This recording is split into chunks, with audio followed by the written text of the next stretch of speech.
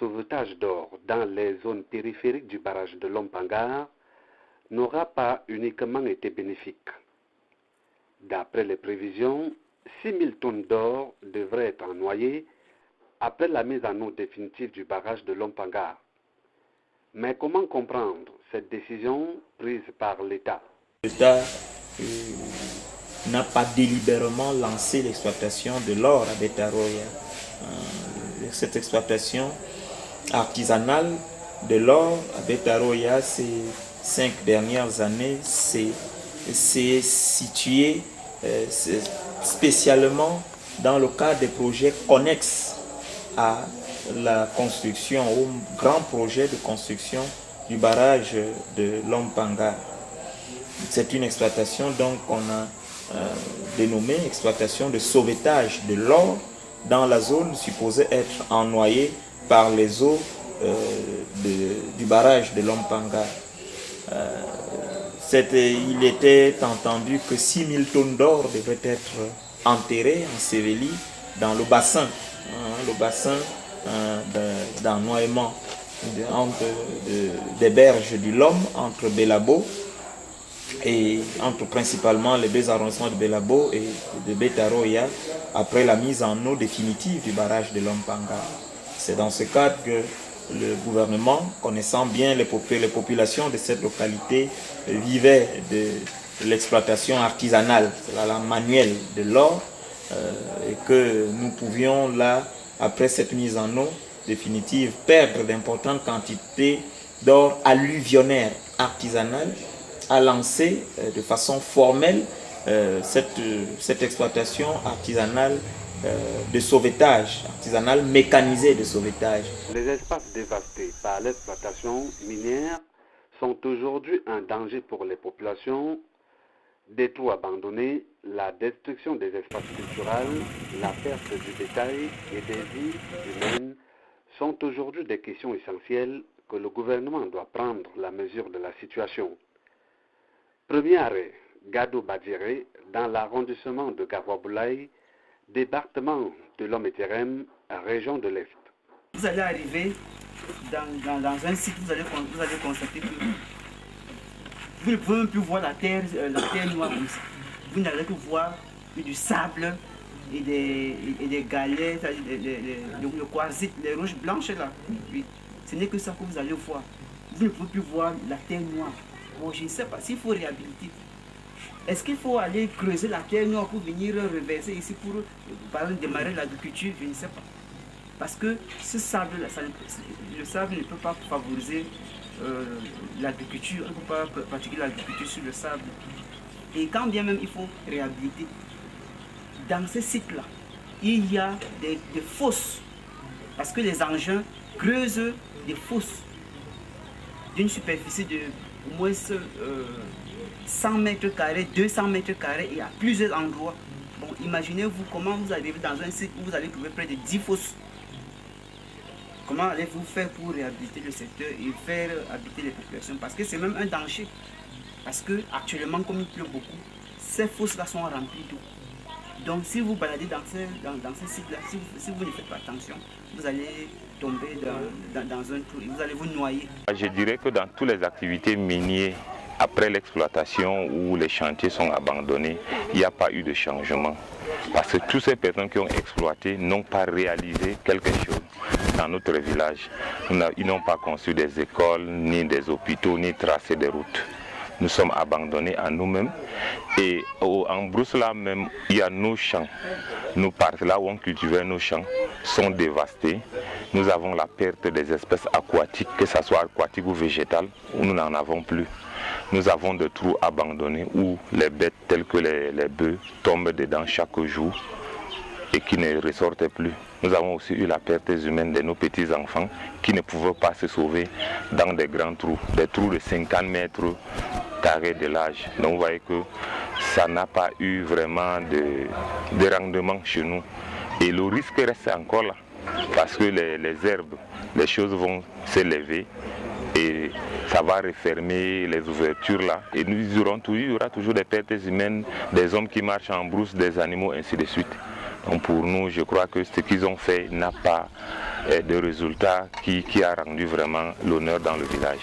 Et pour nous, vraiment, qui sommes un peu du domaine éducatif, cela a mené un impact négatif dans la mesure où les abandons créaient un résultat, un rendement moins élevé.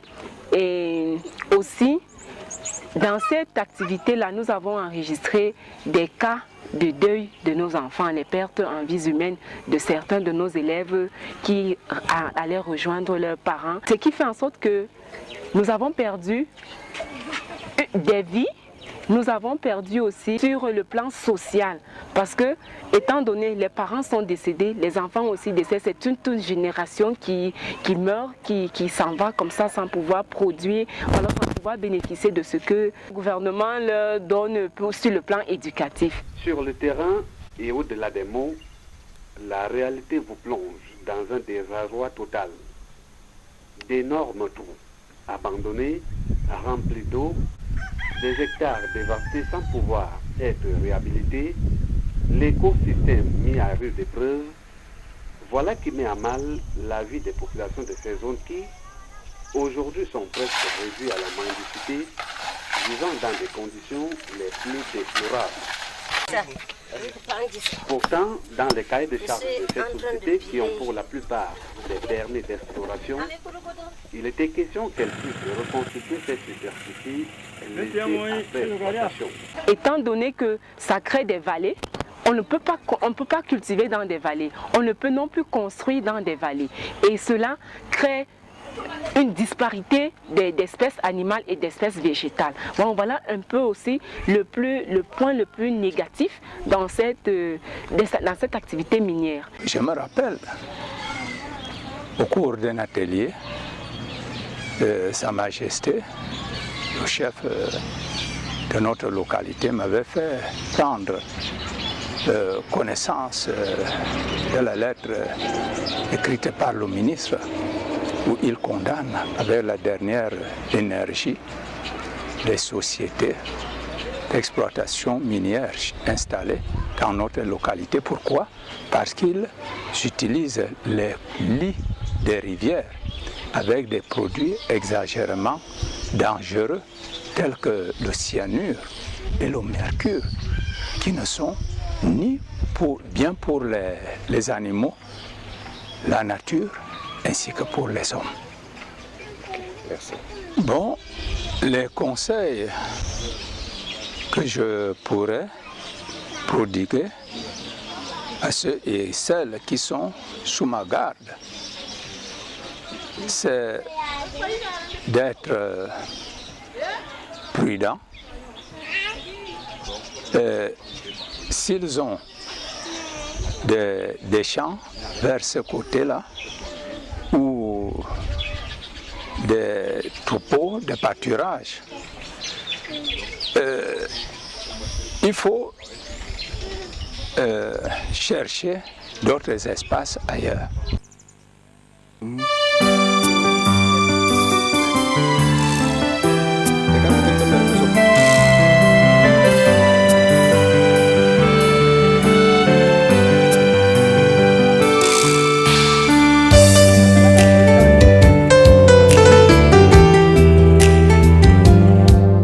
De la destruction des espaces culturels au profit de la recherche du précieux métal, des vies humaines n'ont pas été épargnées.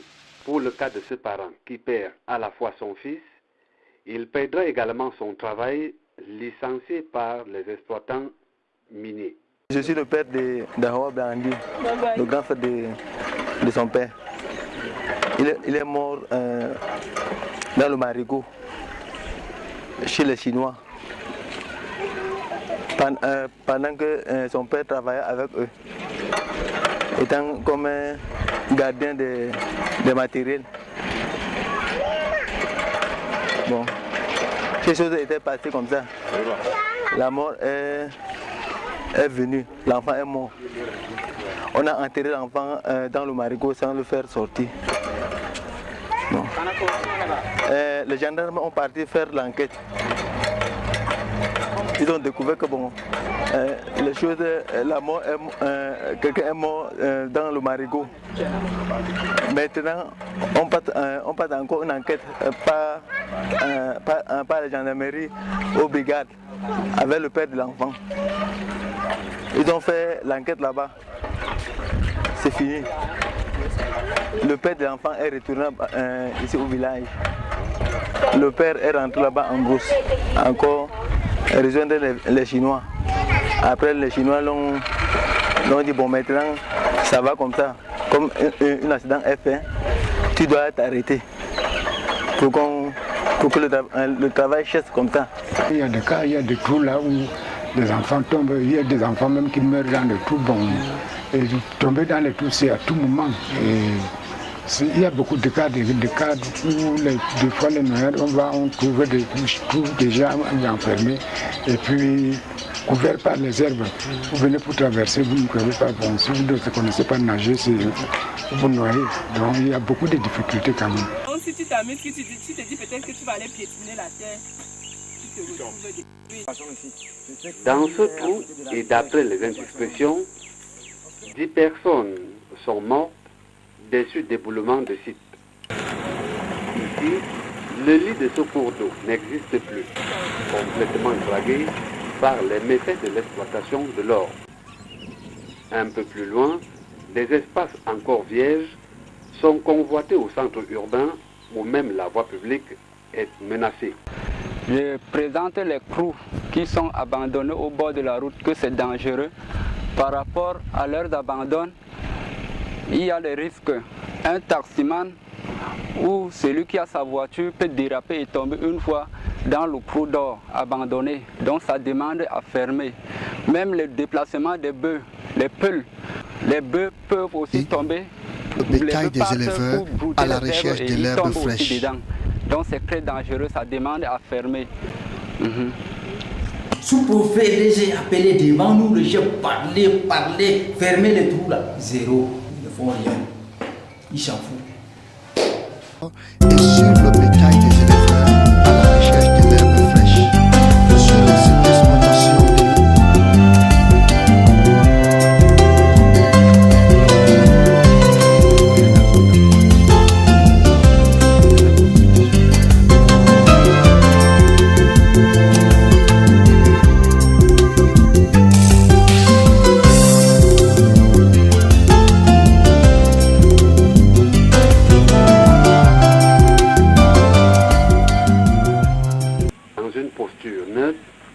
l'autorité religieuse fait la lecture des faits. La question de savoir quelle est ma lecture que je fais de l'exploitation minière sur le terrain, je dois déjà dire que c'est un peu tôt parce que j'arrive nouvellement, mais tenant compte de quelques voyages que j'ai pu effectuer ici, je me rends compte qu'il y a un grand flux de personnes qui sont arrivées ici à Bétaré à cause de l'exploitation de l'or. Donc la ville a pris une certaine envergure, elle est devenue vraiment grande et assez peuplée. Mais pour la partie négative, je dois dire qu'elle est plus, selon moi, plus grande. Parce que d'abord l'environnement est vraiment détruit. Et on n'a pas pensé de réparer et de reboiser, ce qui est une catastrophe. Sur les populations, c'est plus grave. Parce qu'on sait très bien que ces populations n'ont pas été préparées, à vrai dire, pour cette exploitation minière, qui est la dernière, puisque maintenant, il va y avoir la mise en eau complète du barrage de Lompanga, qui va reconfigurer les modes de vie des populations. Donc, c'est des pauvres qu'on a fabriqués dans notre petit bled de Bétaré, Oya. Parce qu'eux, ils vivaient désormais des décennies durant, j'avais failli même dire des siècles durant, de l'exploitation minière. Et maintenant que l'eau va inonder ces cours d'eau, d'où ils tiraient leur or, il faudrait maintenant qu'ils apprennent soit à pêcher ou alors à vivre de l'agriculture. Mais c'est une nouvelle manière de vivre. Ça veut dire qu'ils devaient réapprendre à faire ces cultures, à faire cette pêche. Bien sûr que la faute est partagée parce que eux aussi, comme ils n'ont pas été habitués, ils n'ont pas compris quelques cris de sensibilisation. Donc ils ont traîné le pas. Mais je dois quand même dire également que les responsabilités viennent du haut, qui doit propulser une vraie politique de développement. Parce que quand vous entrez dans nos villages, dans nos forêts, ici, dans nos campagnes, vous revenez de là le cœur meurtri. Quand vous savez que même les plus hauts de notre pays ont quelques intérêts dans cette exploitation minière. Vous vous dites, mon Dieu, comment ils peuvent venir prendre tout ce que les gens, les pauvres personnes ont comme, j'allais dire, bénédiction de Dieu, patrimoine culturel même, j'allais dire. En parlant de l'impact positif ou négatif, je pense qu'il est davantage négatif, puisque finalement le village ne bénéficie pas de grand chose, pour ne pas dire rien. Si oui, en termes de pollution, en termes de danger au niveau de la nature, et puis les riverains sont un peu étrangers dans leur propre village. Ils voient des étrangers arriver avec des papiers signés, des autorisations d'exploitation, et ils ne sont pas pris en compte. Mais comme le disait quelqu'un tout à l'heure, ils sont quand même les gardiens de ces sites depuis des années. Ils y vivent, et puis l'exploitation est faite comme ça, là, sans tenir compte d'eux, jusqu'au moindre petit détail. C'est pour ça que je pense que finalement, il y a plus d'inconvénients pour eux que d'avantages. Le désarroi laissé dans ces différentes localités a suscité curiosité, inspiré un plaidoyer en leur faveur et a permis au Service national justice et paix d'amorcer des actions. Des rencontres d'information, de sensibilisation se sont tenues avec la participation des riverains. Le motif et l'objectif de ces réunions sont clairs. La commission diocésaine de justice et paix de Bertois a obtenu l'appui technique et financier du Service national justice et paix de la conférence épiscopale nationale du Cameroun pour l'aider à accompagner les riverains des sites miniers, surtout dans la région de l'Est, à améliorer leur cadre et conditions de vie. C'est dans ce sens que nous les avons accompagnés dans le montage et la mise en œuvre d'un projet qui avait pour objectif d'améliorer le plaidoyer des riverains des sites miniers pour qu'ils se fassent écouter par les détenteurs d'enjeux, notamment les décideurs politiques et économiques. La première activité a été consacrée à la sensibilisation sur les textes encadrant les activités minières au Cameroun, avec un accent sur les droits et les devoirs des riverains dans le cadre du code minier actuel de 2001. Le thème de cet atelier de 2 jours qui est à Bertois, il est ressorti beaucoup de préoccupations, mais la plus importante qui est revenue des participants et des participantes était la réhabilitation des sites miniers abandonnés par les exploitants miniers. Parce que pour eux, ces sites présentaient beaucoup de risques et même de dangers, non seulement pour les populations, mais également pour les animaux et même pour l'environnement. Alors le plaidoyer qui avait été retenu au thème de cet atelier devait avoir des arguments qui illustraient l'urgence de la réhabilitation des sites miniers abandonnés. C'est dans ce sens que nous avons également, en tant que service national du CCP, accompagné sur le terrain pour collecter les informations ainsi que les images qui allaient illustrer l'urgence de la réhabilitation des sites miniers abandonnés. Entre autres constats très alarmants qui ont été faits, il y a eu des pertes des vies humaines, des pertes des animaux, du bétail. Des risques sont énormes, notamment les noyades, parce que pour l'exploitation de l'or, c'est des très grands trous qui sont couverts d'eau et les enfants doivent passer par là pour aller au champ, les personnes âgées également. Imaginez la fatigue des planteurs qui reviennent des travaux champêtres. Pour un faut pas, nous sommes en saison de pluie maintenant, là, des risques sont énormes. C'est dans ce sens que nous avons accompagner le suivi sur le terrain pour collecter toutes ces informations.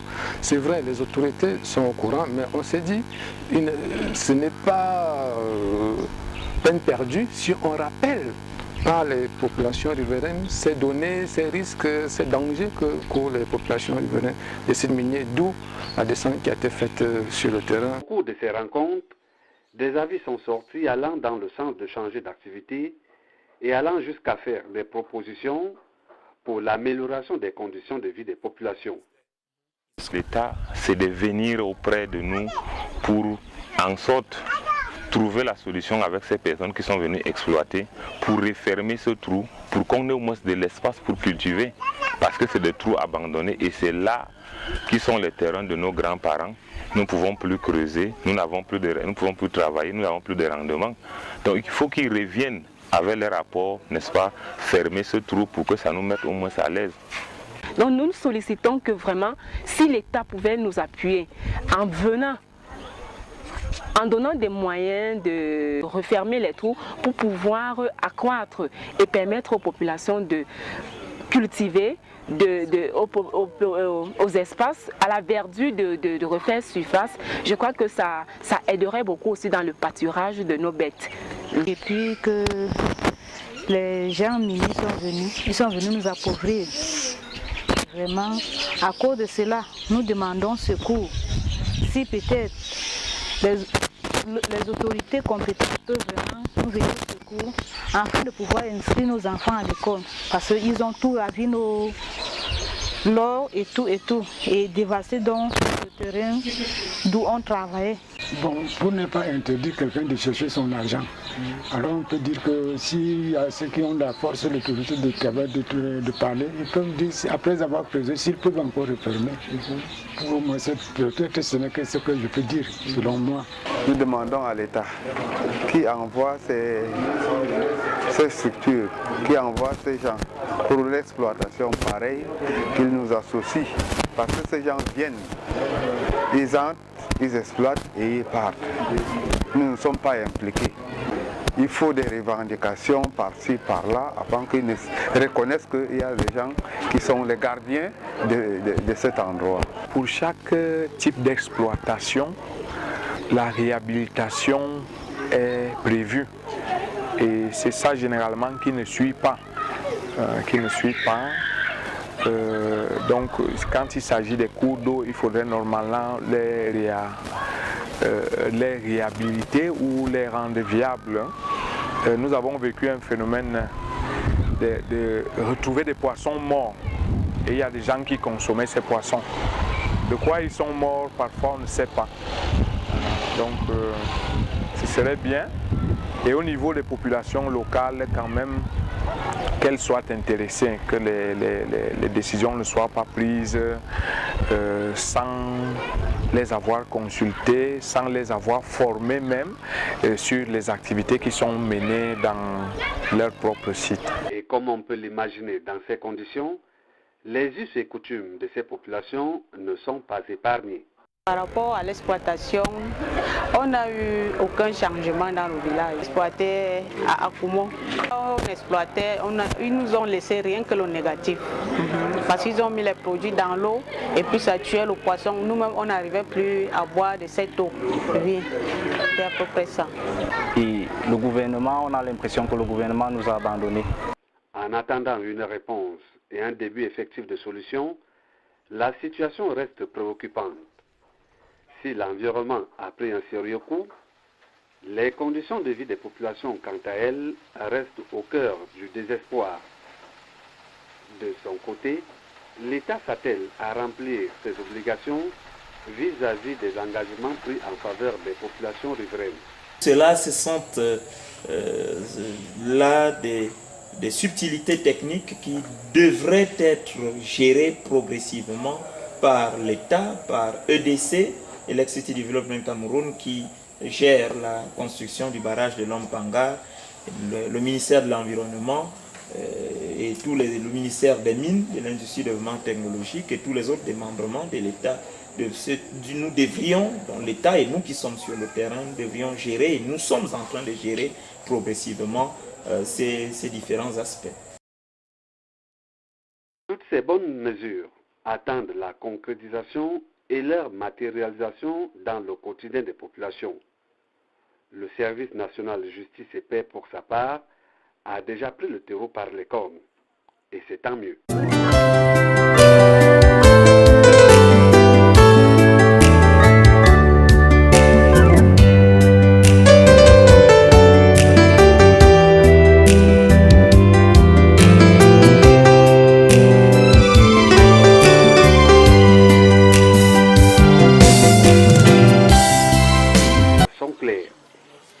La commission diocésaine Justice et Paix de Berthois a obtenu l'appui technique et financier du Service national Justice et Paix de la Conférence épiscopale nationale du Cameroun pour l'aider à accompagner les riverains des sites miniers, surtout dans la région de l'Est, à améliorer leur cadre et conditions de vie.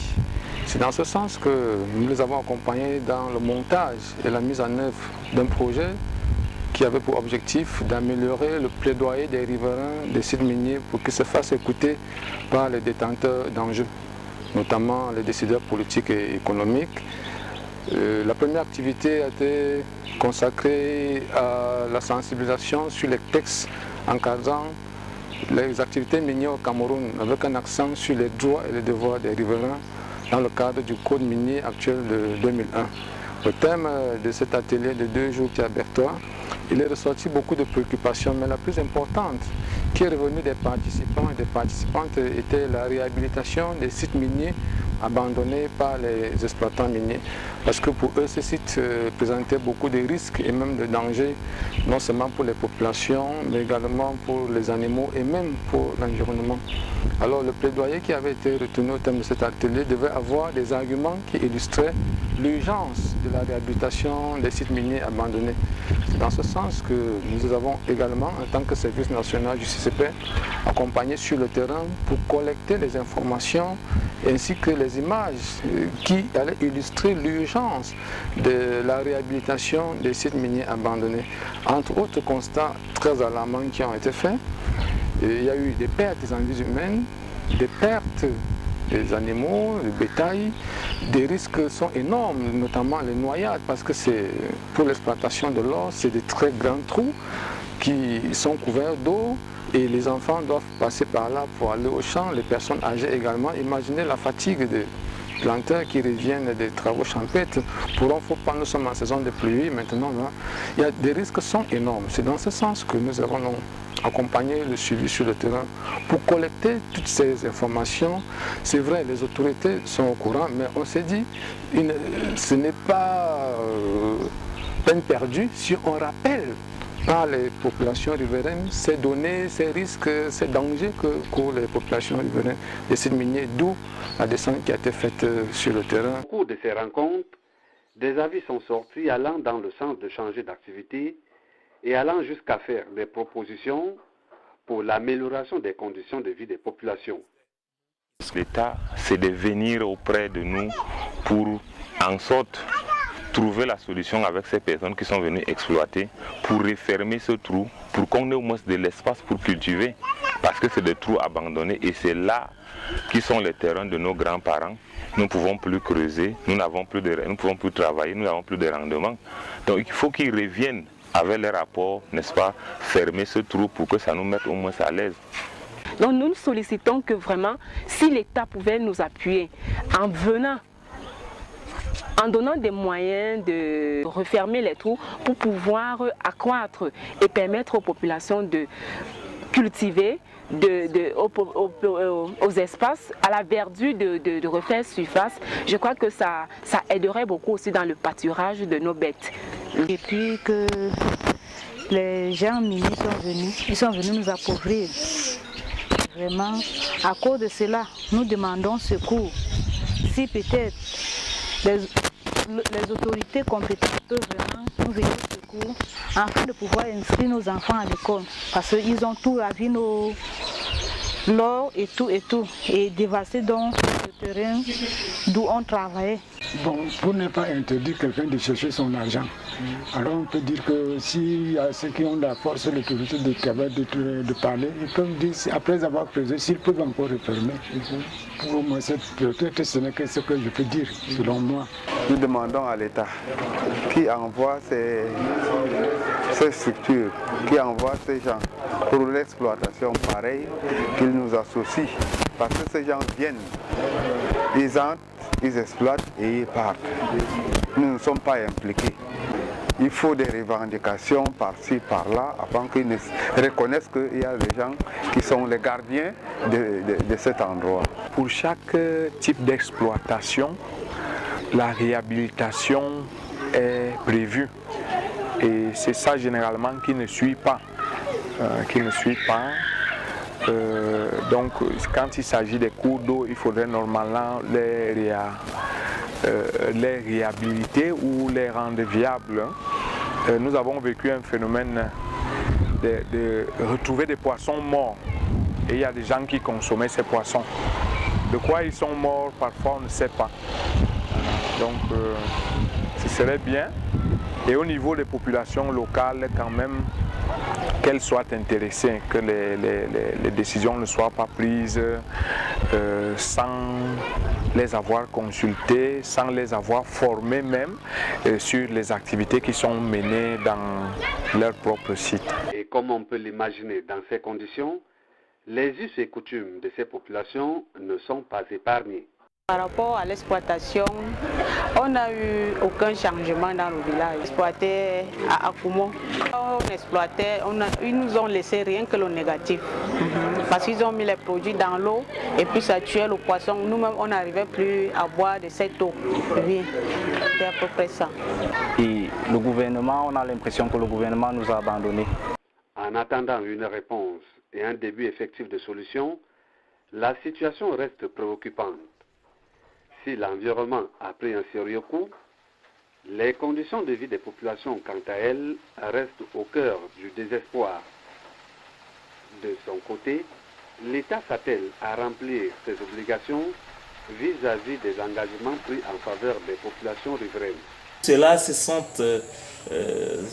là des subtilités techniques qui devraient être gérées progressivement par l'État, par EDC, Electricity Development Cameroun, qui gère la construction du barrage de Lompanga, le ministère de l'Environnement et le ministère des Mines, de l'Industrie de développement technologique et tous les autres démembrements de l'État.